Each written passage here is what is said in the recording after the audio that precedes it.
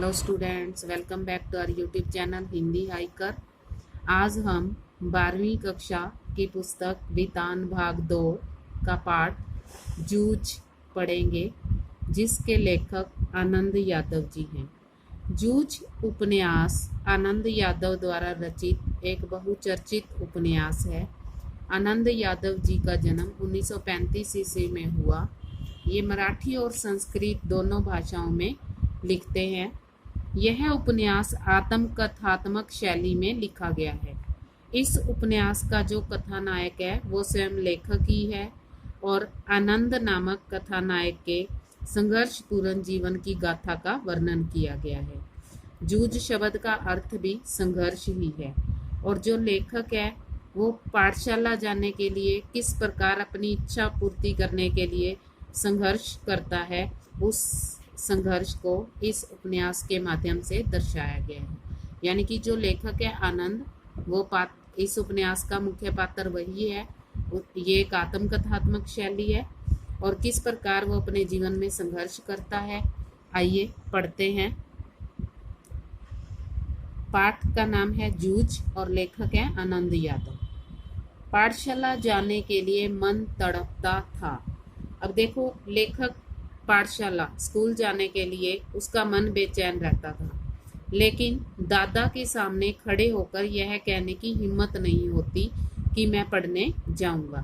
यानी कि जो उसके पिताजी हैं वो उनको दादा कहता है, तो उनके सामने उसकी हिम्मत ही नहीं पड़ती कि वो उन्हें कह भी डाले कि उसने पढ़ना है। डर लगता था कि हड्डी पसली एक कर देगा। यानी कि वो अपने पिताजी से डरता था कि कहीं वो उसे मारे ना, अगर वो उनको ये कहेगा कि उसने स्कूल जाना है। इसीलिए मैं इस ताक में रहता कि कोई दादा को समझा दे। यानी कि वो इस कोशिश में रहता था कि कोई उसके दादा को समझा दे। मुझे इसका विश्वास था कि जन्म भर खेत में काम करते रहने पर भी हाथ कुछ नहीं लगेगा। यानी कि खेती करने से उसको कोई ज़्यादा पैसा मिलने वाला नहीं है। जो बाबा के समय था वह दादा के समय नहीं रहा। यानी कि जो अब उसके पिता कर रहे थे वो उसके दादा के टाइम में नहीं था। यह खेती हमें गड्ढे में धकेल रही है। यानी कि उनको कोई ज़्यादा लाभ नहीं मिल रहा उस खेती से। पढ़ जाऊंगा तो नौकरी लग जाएगी, 4 पैसे हाथ में रहेंगे, बिठौवा अन्ना की तरह कुछ धंधा कारोबार किया जा सकेगा। अंदर ही अंदर इस तरह के विचार चलते रहते। यानी कि जो लेखक है वो सोचता रहता कि किस प्रकार से वो अपने दादा को पढ़ने के लिए मनाए। दिवाली बीत जाने पर महीना भर ईख पेरने का कोल्लू चलाना होता था। ईख कोल्लू होता है जिसमें से गन्ने का रस निकाला जाता है, जिस यंत्र से गन्ने का रस निकाला जाता है। तो अब दीपावली नज़दीक आ गई, उनका काम अब खत्म हो गया। कोल्लू जरा जल्दी शुरू किया तो दादा की समझ से ईख की अच्छी खासी कीमत मिल जाती है। यानी कि बाकी लोगों से पहले वो गन्ने का रस जल्दी निकालना शुरू कर देते थे। यह उनकी समझ कुछ हद तक सही थी। यानी कि वो सही सोचते थे। जब चारों ओर कोल्लू चलने लगते तो बाजार में गुड़ की बहुतायत हो जाती। यानी कि गुड़ बहुत मात्रा में मिल जाता और भाव नीचे उतर आते और उसका जो रेट है वो कम हो जाता था। उस समय नंबर 1 और नंबर 2 का गुड़ बहुत आता और हमारे जैसे खेतों पर ही बनाए गए नंबर 3 के गुड़ को कौन पूछता। यानी कि बहुत सारे कोल्लू चलने लग जाते और गुड़ बहुत ज़्यादा मात्रा में बाजार में पहुंचता और उनके गुड़ का तो नंबर ही नहीं आता। बाकी के किसान दूसरे ढंग से विचार करते थे। उनका मत था कि यदि ईख को और कुछ दिन खेत में खड़ी रहने दिया जाए तो गुड़ जरा ज़्यादा निकलता है। देर तक खड़ी रहने वाली ईख के रस से पानी की मात्रा कम होती है और रस गाढ़ा हो जाता है, जिसके कारण ज़्यादा गुड़ बन जाता है। लेकिन दादा की समझ से गुड़ ज़्यादा निकालने की अपेक्षा भाव ज़्यादा मिलना चाहिए। यानी कि उनके जो पिता थे वो ये सोचते थे कि अच्छे पैसे बन जाने चाहिए उनको। इसीलिए सारे गांव भर में हमारा कोल्लू सबसे पहले शुरू होता था। इसी कारण वह इस वर्ष भी शुरू हुआ और हम उससे जल्दी निपट गए, आगे के काम में लग गए। अब लेखक वैसे तो खाली हो गया, पढ़ाई से उसके पिता ने उसको हटा लिया था। सभी जन धूप में लेटे हुए थे। माँ धूप में कंडे थाप रही थी। कंडे मतलब उपले। मैं बाल्टी में पानी भर भर कर उसे दे रहा था। कुछ न कुछ बातचीत भी कर रहे थे। हम दोनों ही थे, इसीलिए यह सोचकर कि बात माँ से कहनी चाहिए और मैंने अपने पढ़ने की बात छेड़ दी। यानी कि अब लेखक अपनी माँ को जरिया बनाकर माँ के सहारे से पढ़ाई शुरू करना चाहता है, वो अपने पिता तक बात पहुंचाना चाहता है। माँ ने कहा, अब तू ही बता मैं क्या करूं। पढ़ने लिखने की बात की तो वह बरहेला सुअर की तरह गुर्राता है। बरहेला सुअर एक जंगली सुअर होता है कि उसकी तरह वो गुर्राते हैं। तुझे मालूम है, माँ के मन में जंगली सुअर बहुत गहराई में बैठा हुआ था।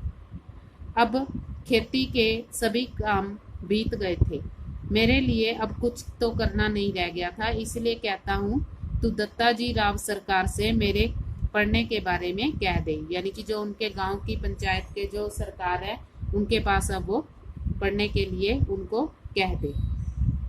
आज ही रात को उनके यहाँ चलेंगे, मैं चलूंगा तेरे साथ। तू उन्हें सब कुछ समझा कर बता दे तो वे दादा को ठीक तरह से समझा सकेंगे। अब वो अपनी माँ के साथ दत्ताजी राव के पास जाता है ताकि उसके पिता को वो समझा सके। ठीक है चलेंगे। माँ ने हाँ तो की, लेकिन अंदर से माँ के स्वर में उदासी थी। मुझे भी मालूम था कि इतना करने पर भी कोई लाभ नहीं होगा, लेकिन वह मेरा मन रखने के लिए जाने को तैयार हो गई। मेरी तड़पन वह समझती थी। 7वीं तक पढ़ाने की उसके मन में भी तैयारी थी, लेकिन दादा के आगे उसका बस नहीं चलता था। यानी कि घर में उसके पिताजी की ही चलती थी, उसकी माँ की बात नहीं मानी जाती थी। रात को मैं और माँ दत्ताजी राव देसाई के यहाँ गए। माँ ने दीवार के सहारे बैठकर दत्ताजी राव से सब कुछ कह दिया। वे भी इस बात से सहमत हो गए, वो मान गए इस बात से। माँ ने यह भी बताया कि दादा सारे दिन बाजार में रखमाबाई के पास गुजार देता है, खेती के काम में हाथ नहीं लगाता है। माँ ने देसाई को यह विश्वास दिला दिया कि दादा को सारे गांव भर आज़ादी के साथ घूमने को मिलता रहे, और इसीलिए उसने मेरा पढ़ना बंद कर मुझे खेती में जोत दिया। यह सुनते ही देसाई दादा चिढ़ गए और बोले, आने दे अब उसे, मैं उसे सुनाता हूँ कि नहीं अच्छी तरह देख। अब देखो, वो दोनों उसके पास पहुंच जाते हैं, दत्ताजी राव के पास, और सारी बात बता देते हैं कि जो उसका पिता है वो खाली बैठता है, इधर उधर टाइम पास करता है गांव में, और सारा काम उससे करवाता है। उड़ते उड़ते मैंने भी दत्ताजी राव से कहा कि अब जनवरी का महीना है, अब परीक्षा नज़दीक आ गई है। मैं यदि अभी भी कक्षा में जाकर बैठ गया और पढ़ाई की दोहराई कर ली तो 2 महीने में 5वीं की सारी तैयारी हो जाएगी। अब देखो, लेखक यहाँ उनको बताता है वो मेहनत करने को तैयार है और 2 महीने में ही वो अपनी कक्षा पास करना चाहता है, और मैं परीक्षा में पास हो जाऊंगा। इस तरह मेरा साल बच जाएगा। अब खेती में ऐसा कुछ काम नहीं है, मेरा पहले ही 1 वर्ष बेकार चला गया। अब वो दत्ताजी सरकार को बता रहा है कि मेरा पहले ही 1 साल खराब हो गया और खेती में अब ज़्यादा काम भी नहीं है।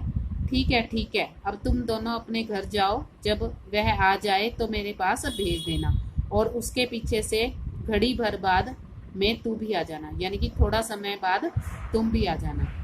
जी कहकर हम खड़े हो गए। उठते उठते हमने यह भी कहा, अब वो दत्ताजी राव सरकार से उन्होंने बात तो कर ली, पर उनके मन में डर तो था ही, तो उन्होंने उनको कहा, हमने यहाँ आकर ये सभी बातें कही हैं, यह आप उन्हें बताना मत, नहीं तो हम दोनों की खैर नहीं। माँ अकेली साग सब्जी लेने आई थी, यह बता देंगे तो अच्छा होगा। यानी कि वो अब झूठ बोलेंगे उनसे। ठीक है, मुझे जो करना है मैं करूँगा।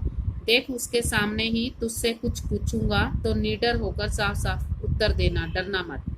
अब लेखक को दत्ताराव सरकार कह रहे हैं कि मैं तेरे पिता के सामने ही तेरे से कुछ प्रश्न पूछूंगा और तू बिना डरे उनका उत्तर देना। नहीं जी, मैं माँ के साथ लौट आया। 1 घंटा रात बीते, दादा घर पर आए, मैं घर में ही था। आते ही माँ ने दादा से कहा, साग सब्जी देने देसाई सरकार के यहाँ गई थी तो उन्होंने कहा कि बहुत दिनों से तेरा मालिक दिखाई नहीं दिया है, खेत से आ जाने पर जरा इधर भेज देना, कुछ काम वाम था। दादा ने अधीरता से पूछा कि मुझे तो कुछ बताया नहीं उन्होंने। अब उन्होंने पूछ लिया उसकी माँ से कि क्या उन्हें कोई काम था, पर उसकी माँ कहती है कि मुझे नहीं पता, उन्होंने मुझे नहीं बताया, तो मैं हो आता हूँ। तब तक तू रोटियां सेक ले, गणपा आए तो उसे खेतों पर भेज देना पहले ही। दादा तुरंत उठ खड़ा हुआ। देसाई के बाड़े का बुलावा दादा के लिए सम्मान की बात थी, यानी कि वो अपना मान सम्मान समझते थे कि सरकार ने उन्हें बुलाया है। आधा घंटा बीतने पर माँ ने मुझसे कहा कि अब तू जा, कहना जीम ने बुलाया है। जीम ने मतलब भोजन ग्रहण करने को जीमना कहते हैं। अच्छा, मैं पहुंचा तो सरकार मेरी राह ही देख रहे थे। क्यों आया रे छोरे? अब सरकार, वैसे तो उन्होंने पहले ही राय बना ली थी कि जब तू आएगा तो मैं तेरे से प्रश्न पूछूंगा और उनके उत्तर देना। अब वो उसके सामने पूछ रहा है कि क्यों आया यहाँ? दादा को बुलाने आया हूँ, अभी खाना नहीं खाया है। बैठ थोड़ी देर यहाँ, अभी तो आया है वह मेरे पास। जी मैं बैठ गया। धीरे धीरे दत्ता जी राव पूछने लगे, कौन सी में पढ़ता है रे तू? जी 5वीं में था, किंतु अब नहीं जाता हूँ। क्यों रे? दादा ने मना कर दिया है, खेतों में पानी लगाने वाला कोई नहीं है। क्यों रतनप्पा? हाँ जी। फिर तू क्या करता है? सरकार ने दादा से जिरह करनी शुरू कर दी। जिरह करनी मतलब बहस करनी शुरू कर दी, तो सारा इतिहास बाहर निकल आया। सरकार ने दादा पर खूब गुस्सा किया। उन्होंने दादा की खूब हजामत बनाई। देसाई के खेत को छोड़ देने के बाद दादा का ध्यान किस तरह काम की तरफ नहीं रहा। मन लगाकर वह खेत में किस तरह श्रम नहीं करता, फसल में लागत नहीं लगाता है, लुगाई और बच्चों को काम में जोतकर किस तरह खुद गांव भर में खुले सांड की तरह घूमता है। अब दत्ताजी सरकार ने वो सारी बातें कह दी जो उनको पता थी, और अब अपनी मस्ती के लिए किस तरह छोरा के जीवन की बलि चढ़ा रहा है, यह सब उन्होंने उसको सुना डाला। दादा के हरेक तरफ को दत्ताजी राव ने काट दिया, यानी कि वो उनकी बात काट रहे थे और मुझसे कहा, सवेरे से तू पाठशाला जाता रह, कुछ भी हो पूरी फीस भर दे उस मास्टर की और मन लगाकर पढ़ाई कर, और किसी भी तरह साल नहीं मारा जाएगा, इसका ध्यान रखना। यदि इसने तुझे पढ़ने नहीं भेजा तो सीधा चला आना इधर। सुबह शाम जो हो सके वह काम कर, यहाँ और पाठशाला जाते रहना, मैं पढ़ाऊंगा तुझे।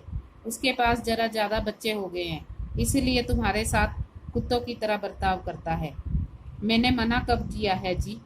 अब उसके पिता को कह रहा है वो कि इसके पास बहुत ज्यादा बच्चे हैं, बच्चा तो एक ही है उनका। मैंने मना कब किया है जी? इसको जरा गलत आदत पड़ गई है। यदि पाठशाला से निकालकर जरा नजरों के सामने रख लिया है। कैसी आदतें, चाहे जैसी, यहाँ वहाँ कुछ भी करता है, कभी कंडे बेचता है, कभी चारा बेचता है, सिनेमा देखता है, कभी खेलने जाता है। खेती और घर के काम में इसका बिल्कुल ध्यान नहीं है। दादा ने मेरे ऊपर अचानक हल्ला बोल दिया, यानी कि उसको ये बात का एहसास नहीं था कि उसके दादा भी उसके बारे में उसकी शिकायत वहां लगाएंगे। क्यों रे छोकरे? नहीं जी, कभी एक बार मेले में पटा पर पैसे लगा दिए थे। पटा एक प्रकार की कोई गेम जो पैसे से खेली जाती है। दादा तो कभी भी सिनेमा के लिए पैसे नहीं देते, इसीलिए खेत पर गोबर बीन बीन कर माँ से कंडे थपवा लिए थे और उन्हें बेचकर ही कपड़े भी बनवाए थे। उसी समय एक बार सिनेमा में गया था। मैंने कभी झूठ सच मिलाकर उसने अब झूठ सच मिलाकर सारी कहानी कह डाली।